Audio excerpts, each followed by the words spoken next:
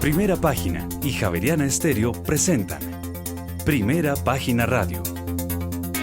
Noticias y análisis económico de Colombia y el mundo.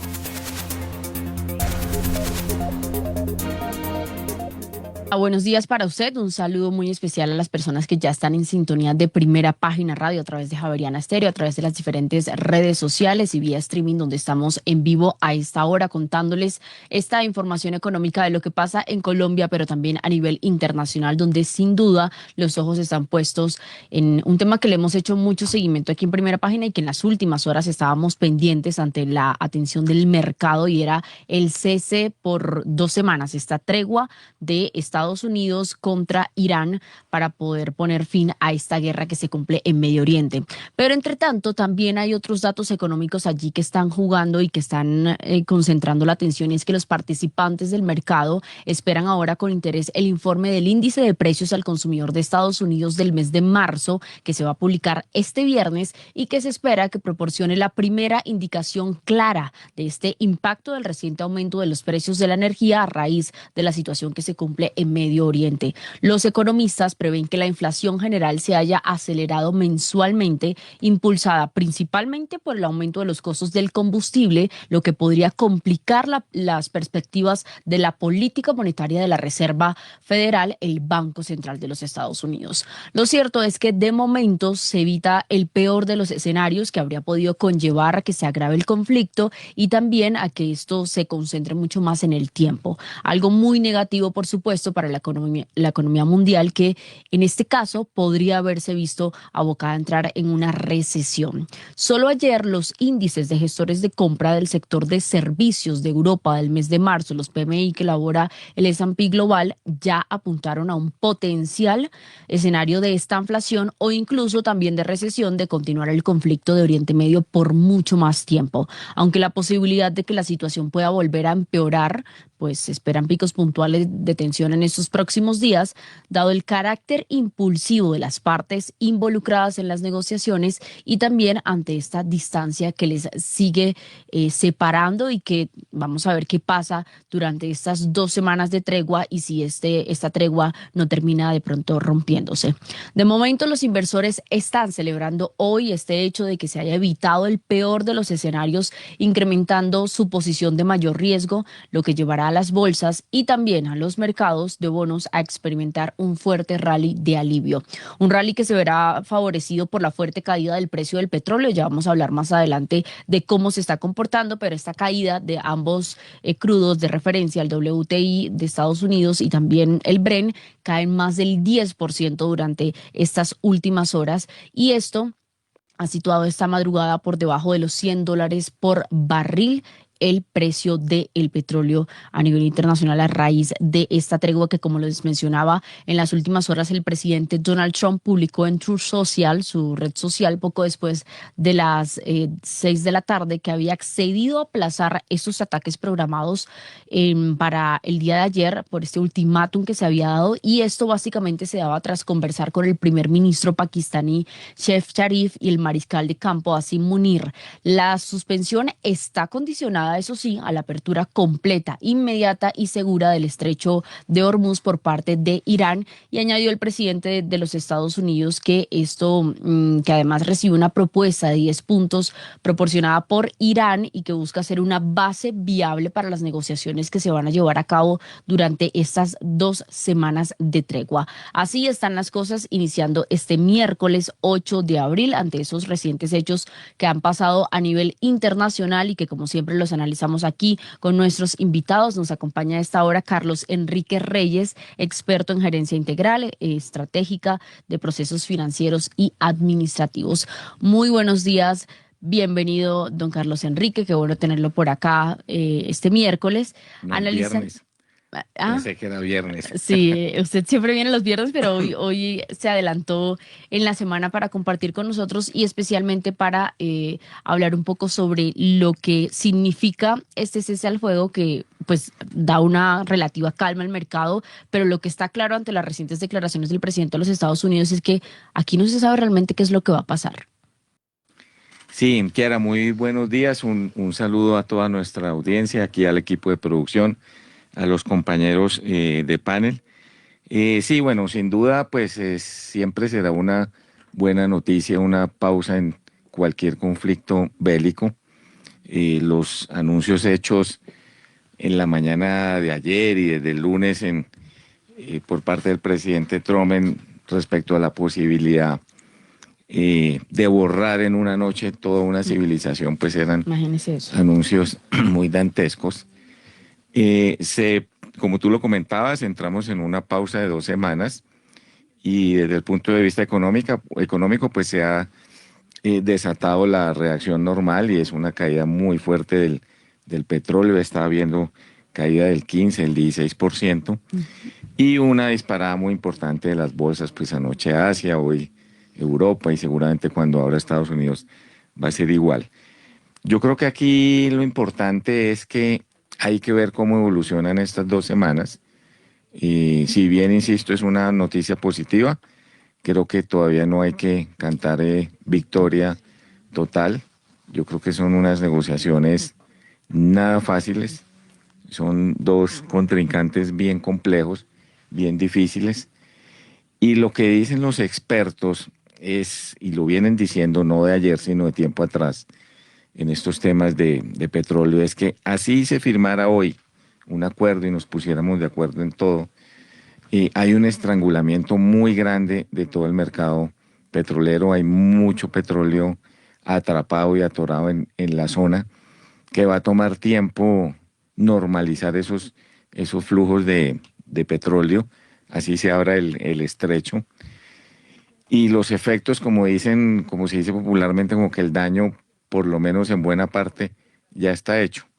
Y insisto, la normalización de esos flujos y por lo tanto su efecto en precios va a tomar tiempo. No es como que hoy nos sentamos, firmamos, acordamos y a partir de mañana pues va a fluir el petróleo a chorros por todo el mundo, porque petróleo hay, pero el petróleo está atrapado, está atorado por el mismo cierre del estrecho de Hormuz. El paso por el estrecho tiene una capacidad limitada, no es, el número de tanques o de buques es limitado. No es que uno pueda decir, bueno, ahora sí empecemos a enviar petróleo, pero no hay cómo, no hay en qué. Entonces vamos a ver cómo es la evolución en estas 2 semanas del acuerdo. Yo creo que eso no va a ser nada fácil. E insisto, son dos contrincantes bien complejos y bueno, por el bien de la humanidad esperemos que esto salga bien y si sale bien, pues es una gran lección de, como dicen, no hay que jugar con candela, ¿no? Porque los efectos Eso se son, le salió un poco de las manos a Donald no, Trump. sí, yo pienso que él subestimó a su rival y las consecuencias han sido, pues, no solo desde el punto de vista humano, que es terrible, sino las económicas también son muy fuertes. Yo creo que él estaba empezando también a mirar los posibles efectos que eso pueda tener en las elecciones de fin de año, de medio término en Estados Unidos, porque si hay algo que le afecta y que le duele mucho a los americanos siempre es la inflación. Obviamente eso pasa en todos los países, pero el americano es muy sensible en sus elecciones, en sus decisiones de votación respecto a En lo que... cobrar ese tipo de cosas. Exactamente, lo hemos visto, el precio de la gasolina disparado en Estados Disparado. Unidos, en un mes ha subido cerca de un 30%, pues con esta caída del petróleo y si se sostiene, pues eso debería corregir y debería un poco menguarse el impacto en precios en Estados Unidos. Pero sí, ellos, como se dice, votan con la billetera. Bueno, casi que en todos los países votamos así, pero allá es muy marcado ese tipo de decisiones. Que además estamos hablando de un país que prácticamente está volcado a usar todo el tiempo vehículo para Pero movilizarse, entonces sí que golpea el bolsillo de la gente. exactamente. Bueno, hay que tener en cuenta también que esta tregua es breve y los problemas de fondo siguen sin resolverse. De hecho, no se conocen a detalle los puntos de este acuerdo que fue presentado por parte de Irán y los inversores están entonces muy atentos a qué va a pasar durante estos próximos días y si a este repunte va a tener una verdadera solidez o si se trata de una simple tregua, pero el futuro va a depender del progreso diplomático, de la dinámica energética y también de las tendencias económicas generales que, Y como lo ahí, decimos, se ven perdón, te golpeadas. interrumpo, ahí hay un tema, Kiara, y es parte un poco como de la desconfianza que hay. Si uno ve en este mes larguito que llevamos de conflicto, hemos tenido muchos anuncios, especialmente de Estados Unidos, que ya, que ya los tengo arrinconados, Que ya se va a que acabar de esto. mañana no pasa, que van a firmar y después los hechos muestran otra cosa. Entonces yo creo que los mercados, si bien están tomando esto de manera favorable, optimista, pues tienen sus dudas un poco por todo lo que ha pasado en estos 30 y pico días de conflicto. Sí, que además el plazo inicial de Donald Trump se haya extendido ya Hemos varias tenido veces. varios plazos de 48 horas. Esas han sido Sí. las 48 horas más largas que hemos visto recientemente. 6 de la mañana, 25 minutos. Conozcamos entonces cómo han estado reaccionando los mercados internacionales en las últimas horas a partir de este anuncio, como lo decimos, de 2 semanas de tregua que pondría por ahora, al parecer, un cese al fuego en Irán. En Primera Página Radio, las bolsas del mundo. Ante este optimismo por el alto al fuego entre Estados Unidos e Irán, con este anuncio de Teherán que va a permitir el paso de barcos por el estratégico estrecho de Hormuz durante estos días, el Nikkei, que es el principal indicador de la bolsa de Tokio, registró un alza, como lo comentaba aquí nuestro invitado, significativa, en este caso 5,39% subiendo este miércoles 8 de abril. El Topix, que es el índice más amplio y que además incluye las firmas de mayor capitalización, alcanzó un crecimiento del 3,32%. Tenemos que la bolsa de Shanghai ganó hoy un 2,69%, mientras que el parque de Shenzhen anotó un alza del 4,79% al cierre de esta jornada. Por su parte, el índice de referencia de la bolsa de Hong Kong, el Hang Seng, cerró este miércoles con una ganancia que asciende al 3,9% después de que Irán y Estados Unidos confirmasen este alto al fuego. Entre tanto, el Hang Seng China Enterprises, que es en el que cotizan las compañías de China continental, subió un 2,61%. Si revisamos el Kospi, que es el principal índice de la bolsa de Seúl, este alza es del 6,87% después del anuncio del cese al fuego, y mientras Irán dijo que será posible un paso seguro por el estratégico estrecho de Hormuz, que es el que ha generado también allí la mayor tensión y las mayores dificultades en los temas del transporte del crudo, y que ha derivado entonces también en este tema de la alza de los precios de la energía y del gas, no solamente allí en esta zona del mundo, sino también a nivel internacional, y lo contamos, lo mencionamos entonces, lo que está pasando, por ejemplo, con el tema del precio del combustible en Estados Unidos. Son las 6 de la mañana, 27 minutos, y saludo a esta hora a Guillermo Valencia, analista invitado de Primera Página y también muy familiarizado con los temas geopolíticos. Guillermo, muy buenos días. Gracias por acompañarnos en Primera Página. Estamos viendo, desde luego, este buen comportamiento en las bolsas, en el mercado asiático, a raíz de este anuncio que lo mencionábamos aquí con Carlos Enrique, y da un poco de calma, pero sin embargo se mantiene la cautela. Y quisiera allí preguntarle entonces también por el papel que juega China en medio de todo esto, porque estos días leía yo precisamente algo, y es: China no está directamente involucrado en todo esto, pero ya se venía preparando desde mucho antes para un escenario eventual como este que está pasando actualmente en Medio Oriente y que está afectando significativamente el tema del crudo. Kiara, muy buenos días. Un saludo muy especial para la gran audiencia de Primera Página, para los colegas y, por supuesto, para la mesa de trabajo. Eh, Kiara, yo creo que estamos en un escenario que en teoría de juego se llama el juego del ultimátum. Entonces, la estrategia que ha usado Trump y que es como muy criticado es que dice una cosa y después dice otra cosa. Y digamos, hay algo en teoría de juegos que se conoce como el juego de la gallina. ¿En qué consiste el juego de la gallina? Dos personas usan un auto y van uno en contra del otro.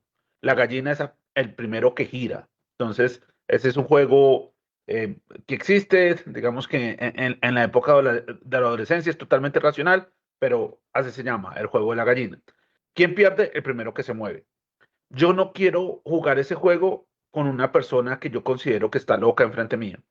Entonces, esa señal de que soy capaz de chocarme, eso se llama el madman, el loco. Entonces yo no quiero enfrentarme a eso. cuando Trump dice las cosas, como ese lenguaje de voy a aniquilar una civilización, ese tipo de lenguaje y también esa variabilidad de lenguaje, está dando la señal de que él va a manejar la negociación porque él va a hacer lo que dice. Ese es un lado. El otro lado es que, digamos, una cosa es lo que dicen las palabras, otra cosa es lo que dicen los hechos.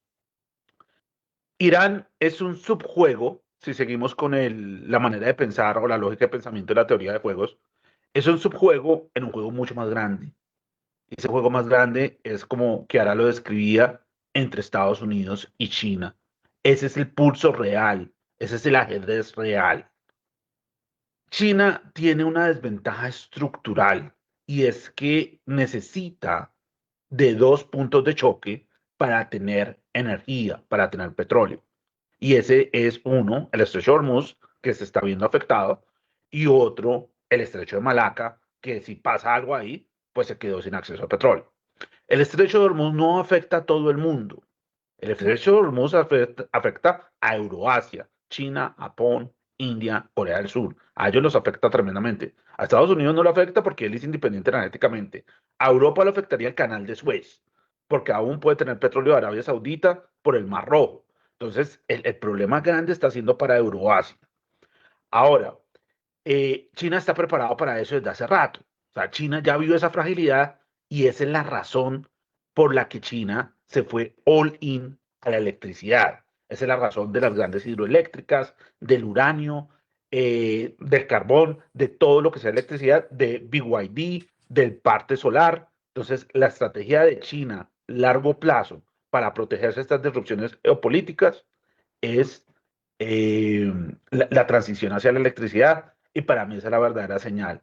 En el siglo XXI, lo que está pasando aquí es el primer catalizador de la transición del petróleo a la electricidad. En el corto plazo, pues la volatilidad del petróleo disparándose, pero estructuralmente lo que va a pasar en el mediano plazo es que va a haber sobreoferta de petróleo y una transición de demanda. Ese es para mí el coletazo que debemos estar pendientes porque ese es el coletazo que afecta a Latinoamérica. Guillermo, pero en este caso estamos hablando de un golpe, digamos, parecía real o que por ahora está siendo calmado con esto que estamos mencionando de cómo ya venía trabajando desde antes o solamente es como un tema allí de fachada para no mostrar el impacto que eso está teniendo. Kiara, yo creo que cuando Trump dice mi ultimátum es 8 p.m., ese no es el ultimátum. Mejor dicho, él no tiene el tiempo de cuándo va a terminar esa guerra. El que tiene el tiempo de cuándo va a terminar esa guerra es China, porque es que China tiene reservas para 102 días. Y si no tiene petróleo en 102 días, pues presiona a Irán y dice, ahora es estrecho. Realmente el jugador que tiene poder para hacer que Irán se mueva es China, porque es su aliado estratégico. Irán, el juego de Irán también está, entonces digamos, ese es un lado, digamos, ese es el lado estratégico. Entonces, la teoría política y geopolítica alrededor de Irán es, no te metas con Irán porque durante 40 años lo hemos tenido quieto y con Irán no se puede meter. Irán no es Irak, Irán está fragmentado, entonces si se mata el líder, hay 40 otros líderes en otros lugares.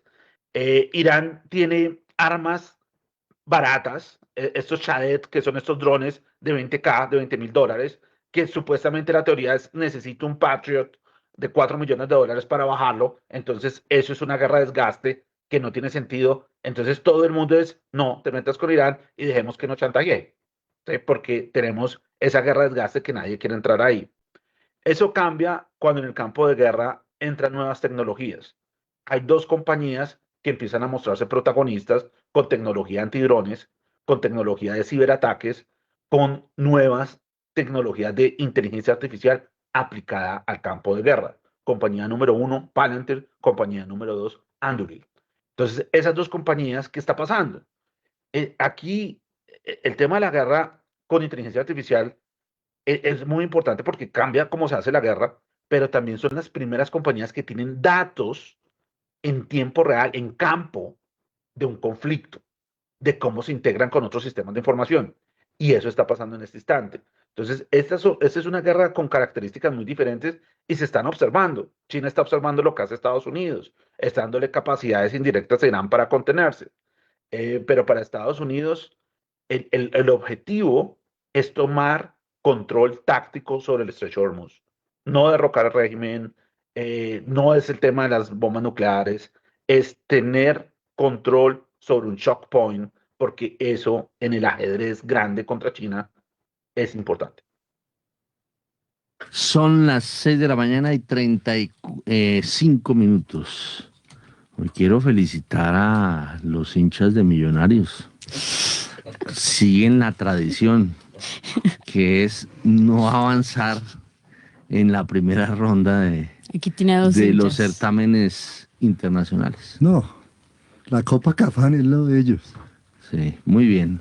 Don Mauricio Zúñiga, muy buenos días. Buenos días. Bueno, muy bien, 6:35, nos vamos con Europa. Sí, señor, las bolsas están abriendo este miércoles con subidas, o abrieron este miércoles con alzas hasta el 5% tras esto que estamos mencionando, el acuerdo entre Estados Unidos e Irán.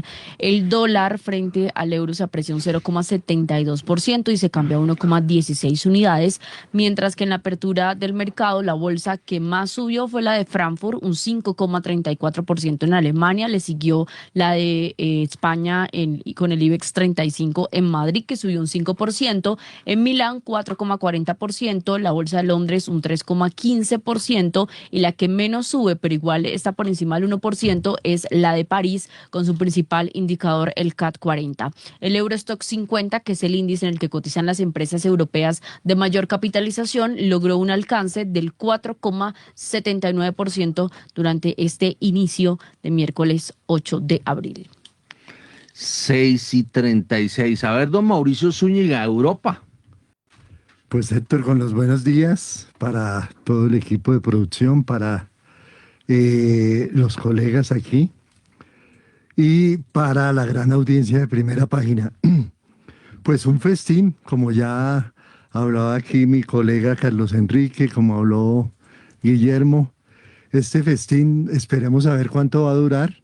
Por ahora, pues cifras en el petróleo de bajadas del 15%. Europa que empezó el rally con Asia y Europa se contagió. Ya tenemos, como lo decía muy bien Kiara, tenemos Alemania por encima del 4%, España también, Francia, todos estos índices, pues aprovechando el papayazo que está dando este mini acuerdo entre Irán y Estados Unidos e Israel, y el euro también haciendo de las suyas, buscando el 1,17, que pues obviamente no veíamos hace ratico, y en general las monedas también. La libra esterlina la vimos por encima de $1,34 por cada libra. Sí, pero es que usted me dice 1.34 y uno queda perdido. No, pues venía de 1.32, 1.33 y la estamos viendo romper esos niveles que eran interesantes.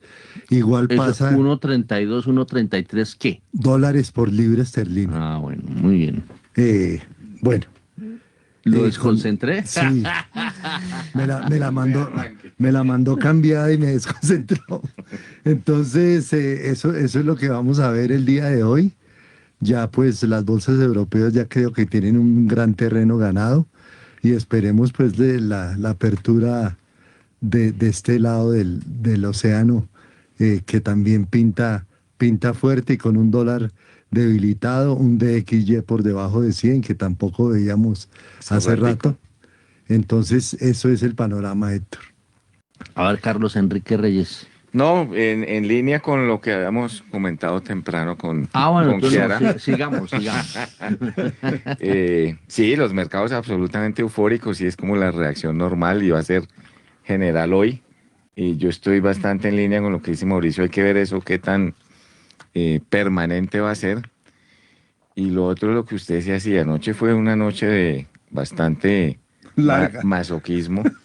No sé qué fue más preocupante, si el partido de Millonarios o la locución presidencial, que me imagino que vamos a hablar más adelantico de eso. Fue una noche larga, sí, para los hinchas azules. Ninguno de los dos eventos los vi. Bueno, nos vamos con... no se perdió de nada. Nos vamos con Guillermo Valencia, a ver, Europa. Héctor, muy buenos días. Un saludo también para Mauricio, para Carlos, que no los había visto ahí en la cámara. Eh, Europa. Héctor, Europa ha sido muy táctico, ¿no? O sea, digamos, no se ha querido meter en el conflicto porque él sabe que sí se queda con ese chicharrón.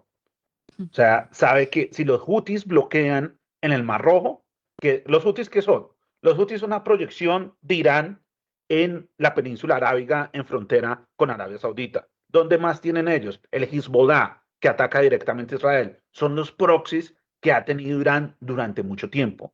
No olvidemos, el mundo árabe no se puede entender como países. Ese es un error. Los países lo crearon los británicos cuando trataron de quitarle poder al Imperio Otomano y quedarse con los recursos petroleros. Esa es la historia de la geopolítica que ha pasado en ese mundo árabe, musulmán, Medio Oriente, chiita también. Son tribus descentralizadas, interconectadas. Entonces, para Europa meterse en ese conflicto puede ser muy costoso, pero sí o sí está involucrado. Entonces, quiero mencionar otra cosa que no se puede olvidar. Esto, hay un punto clave para que toda esta dictadura, esta teocracia iraní descentralizada funcione. Y es que hay 350 billones de dólares que ellos usaban anualmente para operar. Pongámosle una cifra que es 350 billones de dólares. Es una compañía como Taiwan Semiconductors que produce cosas que nos crea beneficios a la humanidad, desarrollo tecnológico, semiconductores, es un tercio de la capitalización de Taiwan Semiconductors. ¿Para quién? Para unos generales corruptos que se distribuyen el petróleo de la isla Kark y tienen que pagarle a cada una de esas cabezas para mantener el poder. Eso es lo que está pasando en Irán. Digamos, mayor escala de lo que pasaba en Venezuela. Entonces, ese conflicto se acaba. Otra vez se me fue para Irán. Sí, sí, sí. Europa. Sí, pero es que o sea, no tener resolución sobre lo que pasa en el Medio Oriente, o sea, lo que pasa en el Medio Oriente va a afectar tremendamente a Europa, porque ellos son los que tienen, pues tienen la conexión territorial con el Medio Oriente. Entonces, estaba hablando como de por qué es importante bloquear los recursos económicos del régimen, o si no, esto va a ser un vaivén. Ahí cesa el fuego y en 2 semanas vuelve a haber conflicto. Bueno, le tengo una pregunta a raíz de lo que usted dijo, que me llama la atención y que valdría la pena que los oyentes, digamos, si ya lo conocen, pues perfecto, pero si no lo conocen, pues mejor aún. ¿Qué es eso de que Inglaterra fue la creadora de los países? Claro, claro. Héctor, ¿qué ¿Eso, pasa? eso, eso cuándo se dio? Miren, por eso es que la historia es supremamente importante y yo creo que esa es una época muy buena para que los radio oyentes nos actualicemos en historia y usemos estas herramientas de inteligencia artificial para que nos orienten. El Imperio Otomano tenía el control de Arabia Saudita, parte de lo que es Persia, lo que es Irán en este instante. Estaban todo ese mundo, pero el mundo no funcionaba con ¿Qué dice petróleo, Mauricio? el mundo funcionaba con carbón. Cuando Churchill dice, yo quiero que mi naval deje de funcionar con carbón y la naval va a funcionar de ahora en adelante con diésel, porque ellos ya sabían que había petróleo en Irán, ellos ya sabían que había petróleo en Arabia Saudita, en esa zona. ¿Por qué con diésel? ¿Por un capricho? No, porque es que el barco de petróleo se ve a 4 kilómetros, el barco de gasolina o diésel se ve apenas a 1 kilómetro. Es una ventaja militar muy importante y ahí empieza la transición. Esa es una de las razones por qué apoyan a Arabia Saudita para que haga una revuelta en contra del Imperio Otomano. Es la historia de Lawrence de Arabia, es muchas historias alrededor de eso. Entonces, esa arquitectura que después con el final de la Segunda Guerra Mundial y cuando entra Israel a esa zona, termina de ser definida. Eso fue impuesto. La manera como está organizado el Medio Oriente es a la fuerza y por eso es tan inestable, porque no obedece a su realidad histórica. ¿Usted vio Lawrence de África? De Arabia. De Arabia, Arabia. perdón. Sí, claro, eso es la lectura favorita de mi papá y obligatoria. Y también vi la película. Ah, bueno, muy bien. De Tolima, ¿no? Le fue mal anoche también. Al Tolima. Sí. Nos No, está claro, pasando de esa Lawrence de fue, Arabia al Tolima. no, Bueno, claro, este está peor. esa fue baja. No, ¿cómo es que llama el protagonista, el británico? ¿O'Neill? No, El de Lawrence Ya de se lo Ara. buscamos aquí. Ah, no, No, pero este es de su eso época. es. ¿Quién era? Se me olvidó. Famosísimo. Peter. Peter Peter O'Toole. O'Toole, qué bueno. Ah, Eso. no, que es que ahora es más rápida. Sí, Peter. Pero bueno, al menos dijo solo Peter. Peter O'Toole. Bueno, muy bien. 6:44. 6:45 ya. Vámonos con Latinoamérica. Las bolsas latinoamericanas en Primera Página Radio. Wall Street cerró mixto, casi plano este martes, mientras que el mercado estaba esperando apenas que se diera pues un ultimátum o qué iba a pasar con el tema en Irán. Antes del acuerdo, Wall Street cerró entonces con el Dow Jones bajando un 0,18%, el S&P sumó un 0,8% y el Nasdaq, que agrupa las tecnológicas, avanzó levemente un 0,1%. En Latinoamérica, Buenos Aires perdió 1,12% con el índice Merval, el Ibovespa de Sao Paulo ganó levemente un 0,5%, cedió un 0,66% el Standard & Poor's en la Bolsa de México. En Colombia también pérdida 1,6% del MSCI Colcap en la Bolsa de Valores de nuestro país, mientras que la tendencia en Chile con el IPSA también fue de pérdida del 1,35% y retroceso también del 0,85% con el MSCI NUAM de la Bolsa de Valores de Lima. Don Héctor. Bueno, a ver, Carlos Enrique, Latinoamérica, saque la No, copialina, como dicen por ahí. Latinoamérica, pues una vez ahora estoy seguro vamos a tener el mismo comportamiento que está teniendo El resto. el resto del mundo.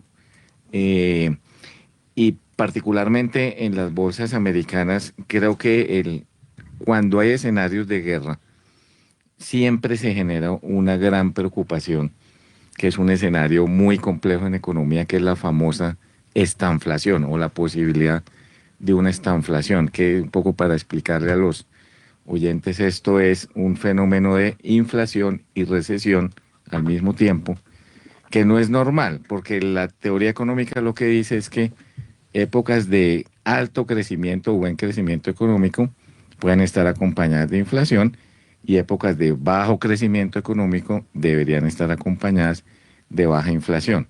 La estanflación no es el escenario más común y es muy grave para cualquier economía. Y la guerra o la preocupación de la guerra lleva a esos posibles escenarios porque la guerra genera incremento en los precios del petróleo, como lo vivimos o lo hemos vivido en estos días, y eso inmediatamente como que le pone el freno de mano a cualquier economía. Doctor Mauricio Zúñiga. Pues Héctor, no, los mercados no alcanzaron a ser partícipes de esa noticia que fue más o menos 6 de la tarde, cuando Trump anuncia que había un principio de acuerdo con los iraníes. Entonces, pues las bolsas estaban castigadas, todas cerraron castigadas. Sí, claro. Alcanzó algo a filtrarse en Estados Unidos y por eso se salvó Standard & Poor's y el Nasdaq, pero el Dow Jones se quedó colgado y fue negativo. Pero pues obviamente los futuros inmediatamente vieron la noticia, se dispararon y obviamente estamos de plácemes con este principio de acuerdo. Vamos a ver si esto dura porque hay una gran cantidad de bemoles alrededor de ese acuerdo. Hay una cantidad, como lo decía Carlos, de barcos que están ahí andando y eso no va a ser de la noche a la mañana que van a pasar. No sabemos si Estados Unidos los va a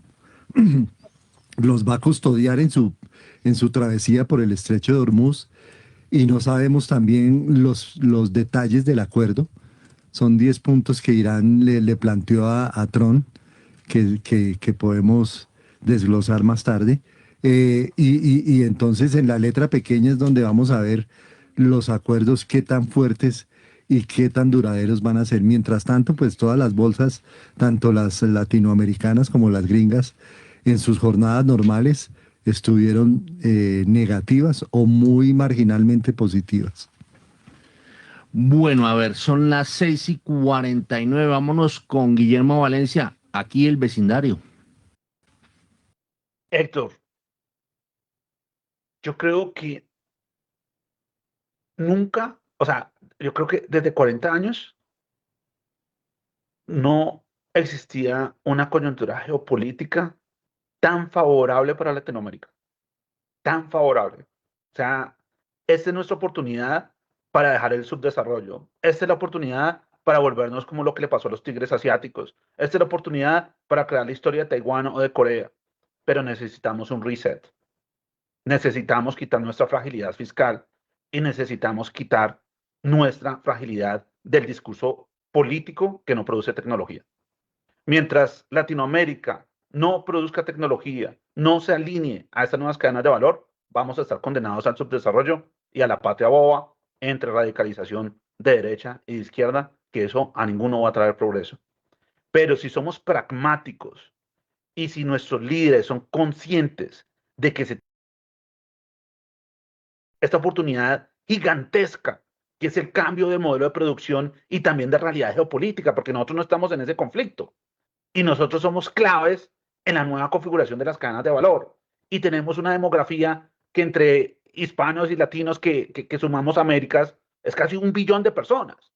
Entonces, esa oportunidad, mejor dicho, ese papayazo no vuelve a existir en la historia y depende de nuestros liderazgos si lo aprovechamos o no lo aprovechamos. 6:50. Oiga, estaba leyendo o traigo a la memoria una película que es relativamente reciente, del 2020, que se llama Oslo. No sé si la han visto. Sí. Que es lo que trae la negociación que hubo entre los palestinos y los israelíes.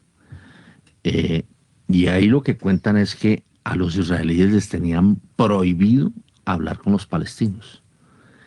Y En la negociación. no podían hablar en general. Entonces es una negociación secreta que se realiza en Oslo, que yo me imagino con estos temas digamos, de ese principio de acuerdo entre Estados Unidos e Irán. Me imagino que debe haber habido muchas negociaciones en paralelo secretas que pues desconocemos por ahora. Que creo que fue a través de Pakistán. Pakistán. Sí, fue directamente. No, por eso, pero para ir armando el ajedrez al comienzo, yo creo que nadie sabía, porque la idea de ese tipo de negociaciones es que avancen sin ruido, ¿no? Eso es complicado. 6:52, commodities.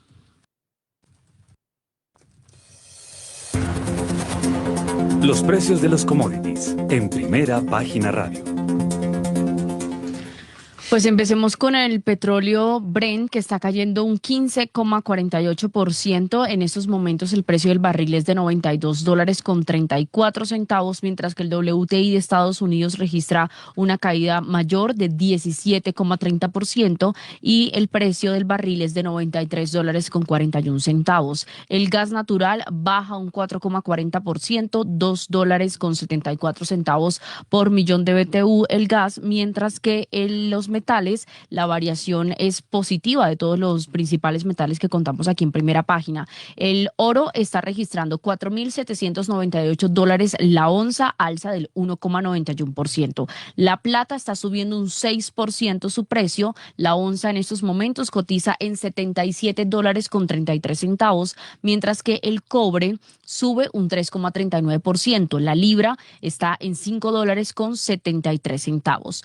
Una situación similar se registra por el lado del café, que está registrando, aunque leve, una variación del 0,66% del precio, y la libra es de $2.87. El azúcar sí está cayendo un 0,99%, su precio se mantiene en 14 centavos la libra, y la tonelada del carbón está cayendo 3,48%, y está cotizando en $108.10 la tonelada del carbón. Oiga, volviendo al tema de las negociaciones, yo tuve la oportunidad de estar en Ginebra con un grupo de gente muy, muy selecto para aprender algo de negociación. Y tuve un barniz de lo que es el tema de la negociación. Pero eso es bastante complicado. A mí, además a mí me tocó un ejercicio muy fregado, que yo era Colombia y negociaba con Estados Unidos el canal de Panamá, imagínense. Y lo regaló, O ¿qué? sea, lo vendimos otra vez, dos veces. Sí, lo vendimos como 3 veces. Entonces, complicado, de verdad que es un ejercicio porque usted se las da de bravo y puede, mucho, tiene Se que, tira la se negociación. puede tirar la Claro. negociación, aunque a veces hay que pararse de la mesa, ¿no? Mm. Eso es una ciencia, Es eso, toda una ciencia, es eso un sí es arte. teoría de juegos, ¿o no, Sí. don Guillermo Valencia? Está sin voz, se le fue la voz, Es que ¿tiene tiene el gripa? micrófono cerrado. Por el partido. Total, Héctor. Ese es, o sea, obviamente, pues la experiencia, por ejemplo, Henry Kissinger es el maestro de teoría de la negociación, pero el formato científico de negociaciones es teoría de juegos.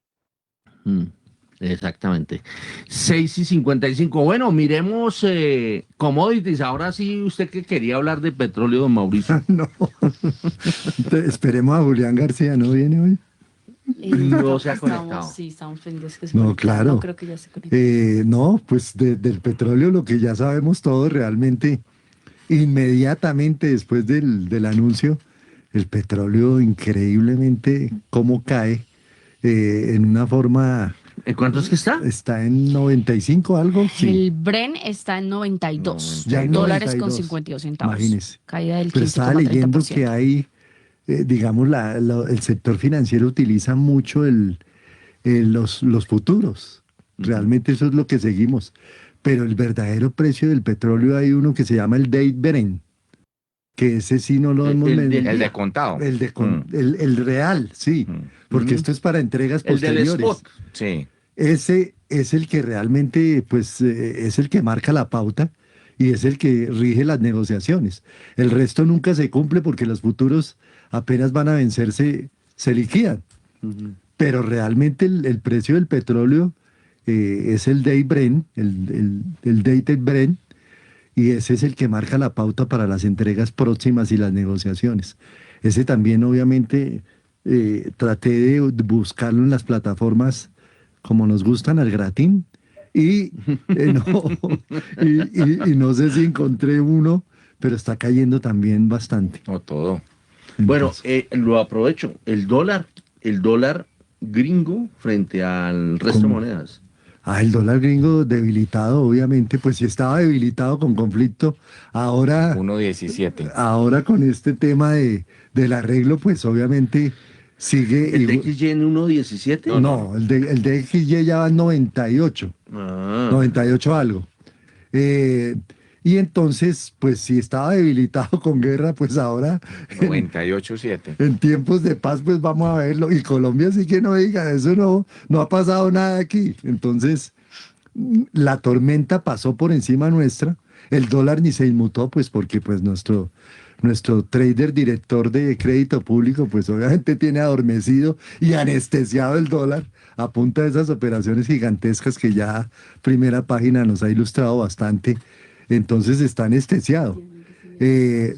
Tenemos, como le decía al principio, libra esterlina fortaleciéndose contra el dólar también, 1.34. El euro ya va en 1.17 después de que estaba buscando el 1.15. Y obviamente contra todas las áreas geográficas, el dólar se ha debilitado bastante el día de hoy. 6:58. No le dejo No. meter la cucharada porque nos vamos a ir. ¿A dónde? ¿A dónde? A Chile. A A desayunar. Chile. Nos vamos a Chile. Pero A usando donde la Diana cordillera. Lucía Nova, pero tiene 1 minuto y medio No. y le doy la oportunidad de que él ahora. Y prestarle el pañuelo a los jugadores de Ay, Millonarios. buenos días, Héctor, Leonardo. Bueno. ¿Estuvo en el rápido- partido? ¿Estuvo en el partido? No, ya no, pero quería hablar no iba a ir a ver a Millonarios, pero me alegra que haya perdido. Eso. Ay. Nos vamos. Duro y directo. Uy, no. Siga, Sí. Diana Lucía, Bueno, le queda Le un cuento minuto. que vinimos a hacer un cubrimiento especial de una feria aeronáutica, Wings of Shell se llama. Básicamente, la feria empieza hoy, pero básicamente lo que se puede ver en el sector, y ayer estuvimos conversando con distintas personas de IATA, que es la Organización Internacional de Aerolíneas, que agrupa más de 300 aerolíneas, y es mucha preocupación porque esta guerra en Irán pues está afectando los precios del petróleo y el petróleo incide directamente en los costos del jet fuel, que es el combustible de aviación. Entonces ya los costos operativos, el 30% son del combustible en las aerolíneas, en los tiquetes aéreos. Entonces ya se está empezando a ver una subida, digamos, alta en los precios de los tiquetes aéreos, y esto, digamos, repercute al pasajero, al cliente. Entonces hay mucha preocupación por eso, y hay mucha preocupación porque en América Latina, sobre todo, los impuestos en el sector aéreo alcanzan hasta el 50%. Entonces lo que dicen las aerolíneas es que esto básicamente se transmite una vez más al consumidor final, y el consumidor final lo que piensa es que los precios son altos, porque las aerolíneas lo quieren, y no porque no se dan cuenta que hay unos impuestos, digamos, ya excesivos. Y así nos vamos rápidamente, y son las 8 de la mañana en punto. 8 de la mañana en Santiago de Chile. ¡Ay! ¿Son las 7? Son las 7. Mira, no, vea eso. 7 de la mañana en Colombia.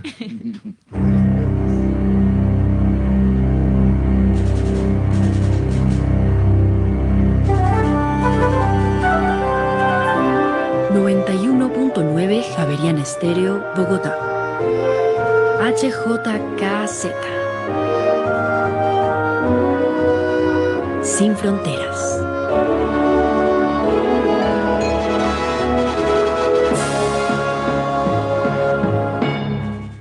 Siete y 17, a las 7:17. Bueno, por ahí alguien se conectó a una plataforma de que yo creo que Tropical Estéreo. no, de Tropical Estéreo. Yo no conozco esa emisora, pero bueno.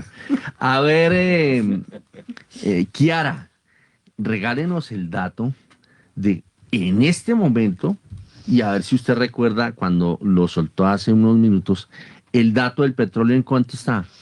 El dato del petróleo ahorita estaba en $92, ahora mismo está en $91.34, la caída ya va por 16,46%. Ese sí valdría la pena el sonido.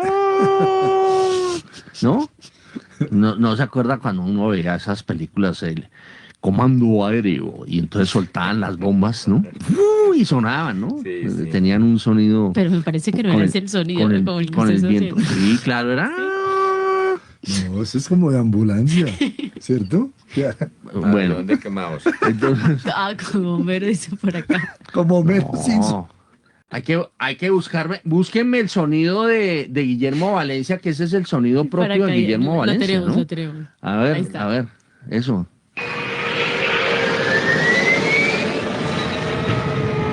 Sé que suena diferente. Bueno, así está el precio del petróleo, porque esta mañana el paracaidista llegó tempranísimo, que es Guillermo Valencia. Bueno, eso en cuanto al petróleo. ¿Y el gas? El gas, pero el precio de Europa, que es diferente, en estos momentos está cayendo un 15,38% y está en 45,6 euros. Bueno, a ver, don Julián García, bueno, recibámoslo con tarjeta amarilla, ¿no? Por llegar descuadrado, se perdió. Por irse Se perdió. Eso me acuerda de mi querido Héctor Wilson Tobar, que un día le dije, vamos a salir desde Pablo VI, y se fue al barrio Pablo VI. Bueno, un gran saludo. Habló de Héctor Wilson, por favor, que conteste los mensajes de WhatsApp o las llamadas. No, Héctor Sí, Wilson un saludo muy especial. es un gran saludo para Héctor Wilson. Nos vamos con Julián García. A ver, con ese precio del gas en Europa y del petróleo cayendo. Bueno, buenos días, Héctor. Buenos días a la mesa de trabajo y a la audiencia. Sí, en efecto, estamos viendo esta dramática caída del precio en particular del petróleo y el gas, pero obviamente eso arrastra otras cosas, como por ejemplo el carbón, que es el gran sustituto del gas. Y eso pues está impactando a todos de diferente manera. Unos han aprovechado muy bien este precio por estos días que ha estado súper alto. Uno de ellos es Brasil. Brasil tiene la noticia que ya logró superar los 4 millones de barriles diarios. Eso es muchísima producción. 4 millones de barriles diarios, exactamente 4.100.000 barriles diarios, ya se está acercando a ser el 4% de la producción mundial de petróleo. y eso le está generando muchas utilidades a Brasil, le va a ayudar muchísimo a la economía. Y adivine para dónde va ese gran incremento de petróleo de Brasil, pues se va ni menos que para China. Entonces, una de las alternativas que ha usado China para abastecerse, dado las limitaciones del petróleo del Golfo Pérsico, es el mismo Brasil. Entonces, se están beneficiando Guyana, Brasil, Argentina, obviamente Colombia también un poco. Entonces, en el sector nos hemos beneficiado. Yo creo que el petróleo no es que se vaya a bajar a 60 en los próximos días, porque la infraestructura del Golfo Pérsico, así se abra el estrecho de Hormuz, ha sufrido mucho, comenzando por la infraestructura petrolera de Irán, pero también ha sufrido la de Qatar, y entonces recuperar o restaurar la producción no es una cosa inmediata. Una cosa es que comience a fluir un poco de estos hidrocarburos, pero restaurar la capacidad productiva tomará un tiempo porque ha sufrido toda la infraestructura, y eso afecta al petróleo, al gas, a los petroquímicos. Por ejemplo, los fertilizantes están en un nivel altísimo y eso lo están teniendo que pagar todos los sectores agrícolas del mundo, incluyendo el colombiano, que ya ve ese incremento en los fertilizantes. Entonces, no sabemos cómo va a evolucionar el tema, pero aún así, la restauración de la producción tomará unas buenas semanas. 7 de la mañana y 22 minutos ya. Bueno, a las 7:22 ya nos pusimos al día en materia de commodities. Yo quiero ir con una cosa que se ha hablado en estos días enormemente y que yo ahorita seguramente voy a hacer unas anotaciones porque, ¿sabe qué observo? Que cuando el presidente de la República, Gustavo Petro, habla o toma decisiones, a mí se me hace que la oposición no ha sabido hacer oposición, porque lo que hacen es maltratarlo. Y uno tiene que abrir ese el debate para hacer caer en cuenta o para ventilar, digamos, si hay desajustes, errores o inclusive falacias. Y a veces yo siento que la oposición no ha sabido hacer la oposición como tiene que ser. Y dentro de eso, pues se habló, hace poco el presidente hablaba de que las tasas de interés, la subida de las tasas de interés por parte de la Junta Directiva del Banco de la República, lo que hacían era enriquecer a la banca. Pues yo tengo un profesor buenísimo, es nada menos y nada más que el presidente del BBVA, que hasta hace un par de años llegó a ser el presidente de la Junta Directiva de la Sobancaria. Vámonos. Y el BBVA está cumpliendo 30 años en Colombia. Sí, esa fue la nota. Muy bien. Muy bien por su pastillita. Reconózcame algo, porque venir a que le den a uno palo aquí sí es muy bravo. Bueno, nos vamos con nuestro profesor contratado especialmente para hoy. Lo voy a poner a usted de profesor.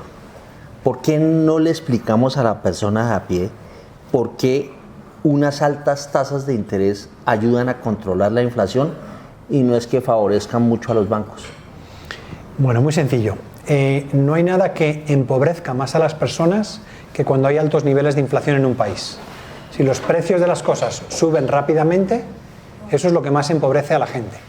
Por tanto, para el desarrollo social, para reducir la pobreza de un país, es imprescindible tener una inflación muy controlada. Eso es el mandato principal del Banco de la República, lo que se llama tener una tasa objetivo de inflación, que es una tasa modesta, moderada, baja, que haga que los precios no suban rápidamente de manera muy significativa.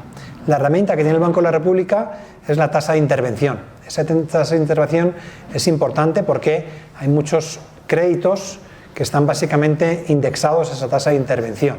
Es decir, cuando el Banco de la República sube tasas, como anunció que iba a subir la semana pasada, del 10,25 al 11,25, pues eso hace que haya muchos créditos que suban su coste en Colombia.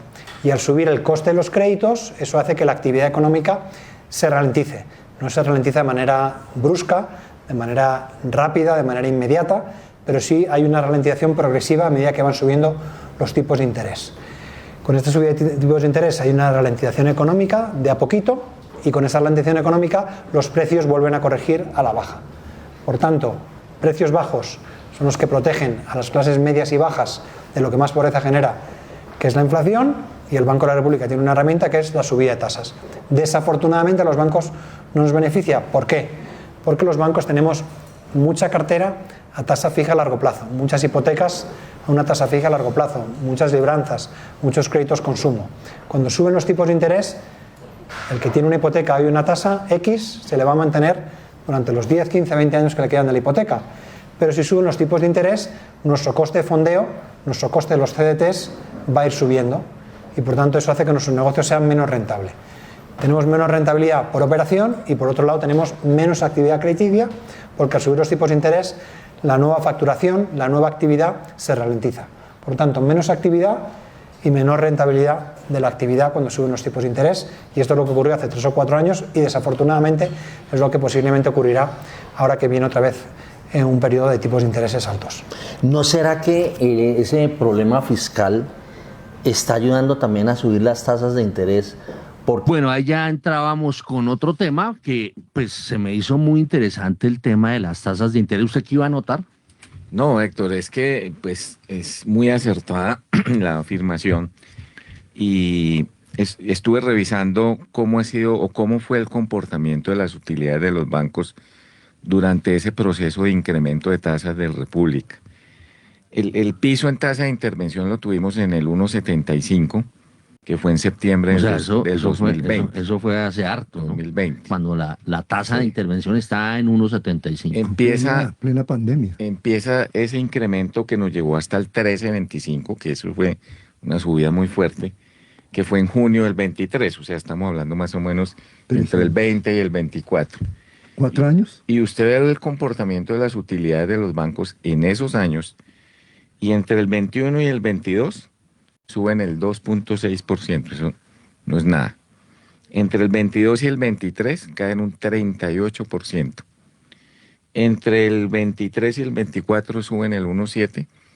Y como lo mencionamos hace unas semanas, el año pasado ya fue como el primer año en donde hay una recuperación importante y las utilidades suben. O sea, cuando usted habla que caen las utilidades. Sí, las utilidades no crecieron. Se van al piso. Y eso contradice ese argumento del presidente, que es que los grandes beneficiados con la subida de la tasa del Banco de República son los bancos. Y ahí hay un tema también conceptual muy importante, y es, si usted ya tiene un stock de TES comprados y suben las tasas de los TES, usted lo que le pasa es que pierde por valoración a precios de mercado. Usted no gana. Ahora, si tiene plata nueva para comprar nuevos TES, bueno, de pronto puede acceder a unas tasas interesantes. Sí, pero la plata nueva va a ser fondeada a un costo más alto. Costo mucho más alto. Claro. Entonces, el que ya tiene TES va a perder. Y esto también lo menciono porque ayer en la locución presidencial, el presidente saca un cuadro en donde dice, mire, estos son los mayores tenedores de TES, los bancos, fondos de pensiones, fiduciarias, y como diciendo, estos son los grandes beneficiados del incremento con las tasas de República. Y eso es absurdo. Es más, yo me planteaba un escenario teórico. Suponga que... ¿Es absurdo en el sentido de qué?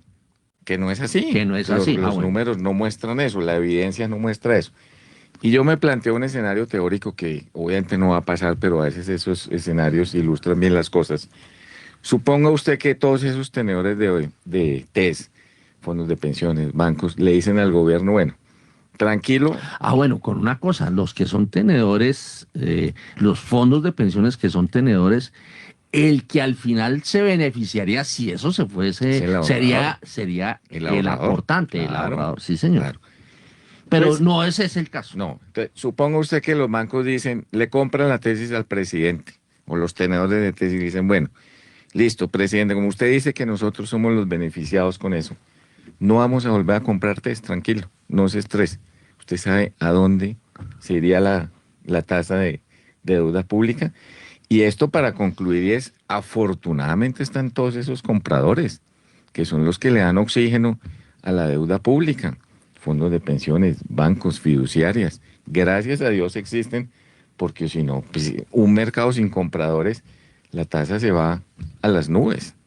Bueno, usted que hizo parte de un banco, como el Banco Popular, No, pues durante mucho por tiempo. eso, Héctor, existe el esquema de creadores de mercado, que, perdón, leía una noticia de primera página que fue modificado la forma de medir la participación de estos creadores dentro No, pero del vámonos al punto que estamos Álgido. hablando, el de las tasas de interés. Ese es el que me interesa. El de las- A ver, ¿cómo lo siente un banco cuando suben las tasas de interés? Pues obviamente un banco como en el que yo estuve, dedicado al consumo, pues es fatal esta subida de tasas porque inmediatamente resiente su principal elemento de cartera, que es el préstamo de consumo de libranza. Inclusive, dése cuenta que a raíz de la subida de tasas se vieron afectados sobre todo los bancos que estaban especializados en el consumo. Claro. Que hay que, lo doy con nombres porque eso se supo. El Banco Popular tuvo pérdidas. Banco Popular, Avevillas, Avevillas que no tuvo sale pérdidas. de La su- vivienda inclusive No, se vio y es que afectado. cuando la tasa sube del 1,75 al 13, la disparada del costo de fondeo es Claro. brutal. Y es que Y, ahí perdón, está el... y ahí apareció ese componente del CEFEN, que ese es otro Sí, tema, pero eso- a también eso iba a relacionado. llegar, sí. Pues tenemos una mala costumbre a veces de fondear operaciones activas de largo plazo con fondeo de corto plazo. Y cuando vienen esas distorsidas de tasas, el reprecio del fondeo pues es costosísimo.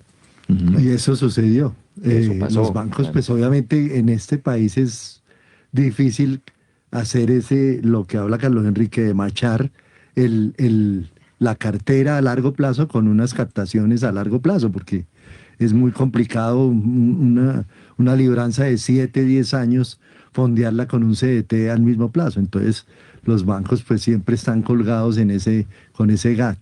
Pero pues eso se ha aprendido mucho, ya hay elementos en el sistema financiero que ya los bancos están utilizando mucho, que son los SWATs, para evitar esos GATs en el libro bancario.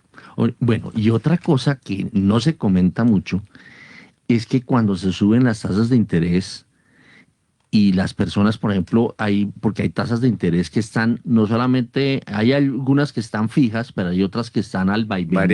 Variables. Entonces, en esos casos, las personas que tienen ese crédito les queda a veces imposible pagar y empieza a aumentar la cartera de difícil cobro. Claro, sí. Y si aumenta la cartera de difícil cobro, los bancos tienen que provisionar. Sí. Y eso no se cuenta. Es más, uno siempre mira Esa cómo está. provisión va contra el PIG. Claro, Claro, va derecho. contra el PIG directamente. Entonces, usted siempre mira a ver cómo es que está la cartera morosa y cómo está ¿cómo se llama esa? La rotación. No.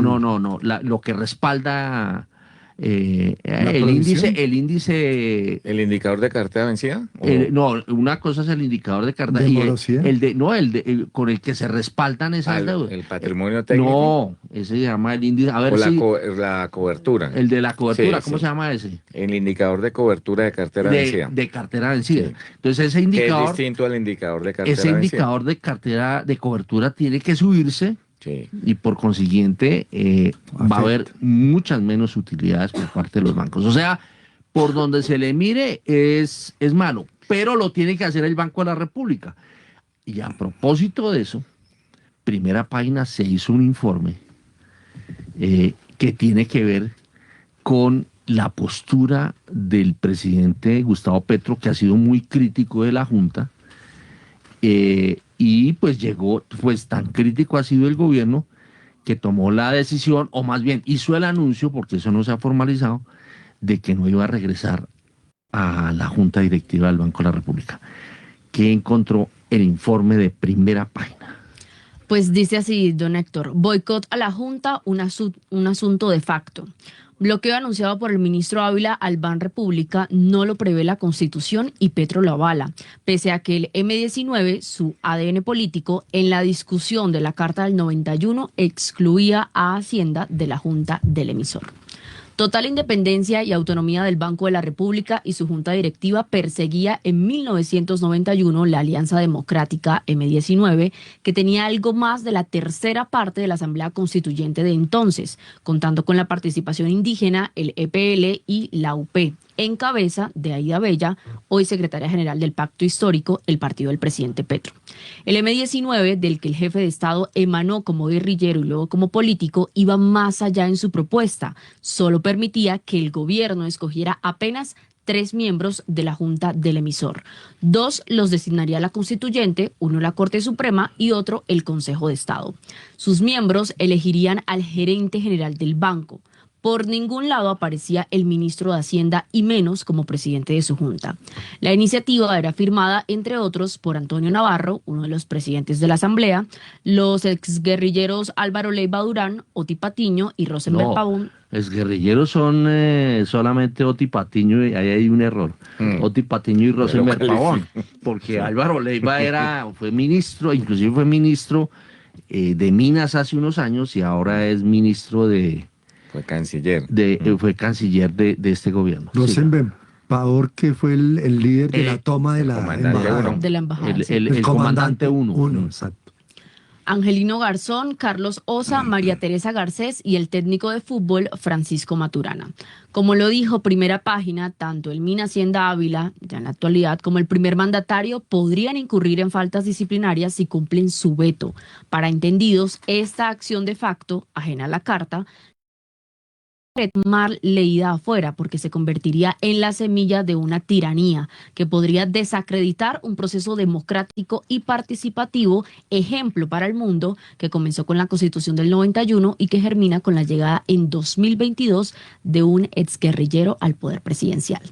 Es que hay uno lo que ve en ese informe es que digamos las decisiones que ha tomado el gobierno, por ejemplo, en materia tributaria, lo ha hecho a través de medidas, y esas medidas tienen un control, la Corte Constitucional. El tema pensional, lo de hacer traer las pensiones del exterior, es una medida, es un acto administrativo simple. Decreto. Es un simple decreto que lo puede hacer, y digamos eso es demandable ante el Consejo de Estado.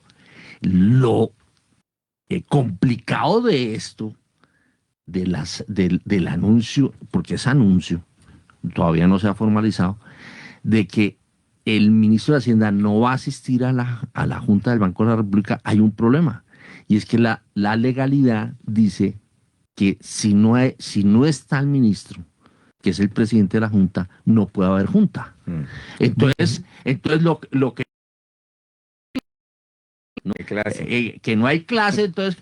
el perjudicado sería el profesor y no el estudiante que tuviera la falla, ¿no? O sea, que el man no es Germán. No, el man no es Germán.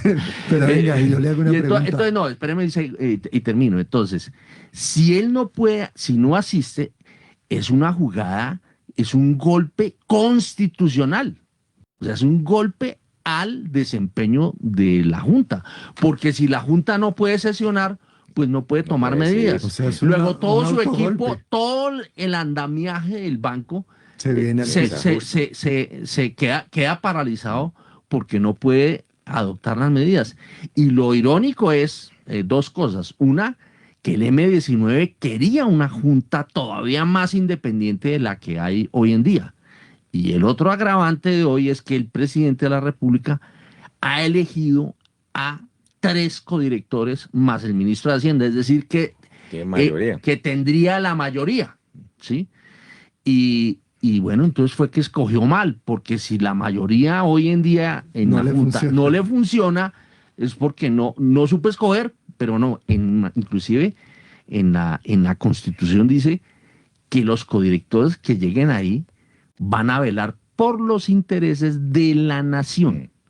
Y entonces ahí pasa una cosa especial. Cuando llega un nuevo codirector, empieza a pensar más independientemente, y ha habido casos muchísimos casos en los que el codirector va a pensar muy diferente del presidente.